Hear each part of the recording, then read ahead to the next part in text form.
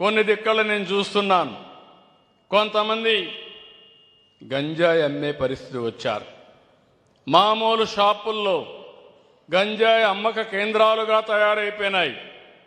ఇప్పుడు అవన్నీ కూడా మనం గట్టిగా టైటన్ చేసి ఇప్పుడు కొత్తగా మెడికల్ షాప్లో మత్తు పదార్థాలు అమ్మే పరిస్థితికి వచ్చారు. అంటే ఎక్కడికి పోతున్నా నాకైతే అర్థం కావడం లేదు. దీనిపైన కూడా నేనే పేరు పెట్టాను, ఈగలని.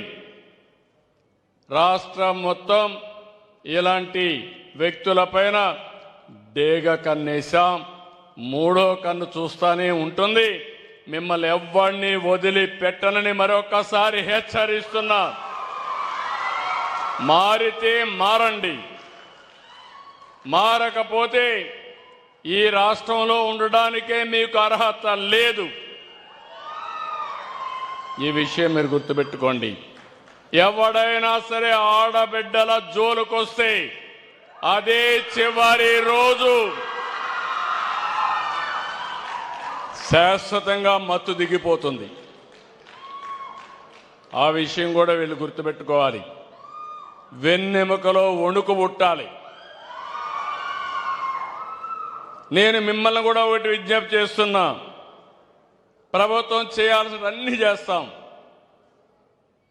నేను ఒకసారి యుద్ధాన్ని ప్రకటించానంటే మీరు అర్థం చేసుకోవాల్సిన అవసరం ఉంది.